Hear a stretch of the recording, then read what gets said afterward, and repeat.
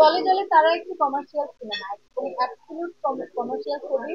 কারণ এই ছবিতে যেমন একটা শক্তিশালী গল্প আছে, অনেক শক্তিশালী অভিনেতারা আছে, সেই সাথে খুব সুন্দর গান আছে, অ্যাকশন আছে, ক্লাইম্যাক্স আছে, ভীষণ সুন্দর এন্ডিং আছে। এটা একটা মানে কমপ্লিট কমার্শিয়াল। অনেক পার্থক্য, মানে আমার বাস্তব জীবনের সাথে তারা চরিত্রের কোনো মিল নেই।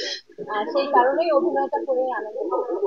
দর্শকের মনে জায়গা করে নেওয়ার জন্য এই ছবিতে অনেক এলিমেন্ট আছে। প্রথমত যে গল্পটি আছে, সেই গল্পটি দর্শকের মন ছুঁয়ে যাবে। এটি আহ, একটা মেয়ে ছোটবেলায় হারিয়ে যায়, তারপরে সে কোথায় চলে যায়, সে মেয়েটার জীবনের জার্নি, এবং সেই সাথে শুধু না তার বাবা মার কি হলো, সে তার তার জীবনের যে সংগ্রাম আছে সরকার দলের সাথে যুক্ত হয়ে যায়, তারপরে কি হয়।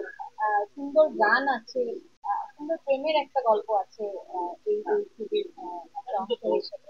তো এর মধ্যে মানে আমার মনে হয় অনেক এলিমেন্ট আছে যে দর্শকের মন ছুঁয়ে যায়। অবশ্যই, যেমন এটা এই গল্পে যেমন রোম্যান্স আছে, তেমনি বললাম না যে ক্লাইম্যাক্স আছে, অ্যাকশন আছে, আহ পাগল ভাইয়ের মতো একটা ভিলেন আছে, নাইমের মতো হিরো আছে, সব আছে। ভালোবাসা দিবসে আপনাদের কেমন, সেটা আপনারা হলে গিয়ে সিনেমাটা দেখেন, তারপর আমাকে জানান না এটা কেমন লাগে। আমার মেয়েকে মিস করার কিছু নেই, আমার মেয়ে আমার সাথেই থাকবে। তো হ্যাঁ, এই যে এখনই বাসায় গিয়ে ওর সাথে দেখা হবে, এবং ভালোবাসা দিবসে ওর সাথেই কাটানো হবে কালকে। যেহেতু আমি খুব কমই যাই, আমি বছরে একটা কি দুটোর বেশি তো কাজ করি না। আর আমার বাবা মা আছে, তাই অনেক কম থাকি। বসন্তের শাড়ি আমি পরেছি, আমি তো ভেবেছিলাম আপনারাও সবাই বসন্তের কাপড় পরবেন, আপনারা তো কেউ পরলেন না। আপনাদের জীবনে বসন্ত আসেনি?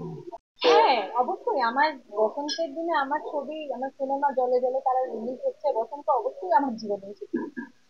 কোথাও যাব না, আমি ছুটির দিনে বাসায় থাকার চেষ্টা করি। শুধুমাত্র যেহেতু আমার, আবার বলছি যে আমার সিনেমা রিলিজ হচ্ছে, অবশ্যই হলে গিয়ে আমি ছবি দেখবো।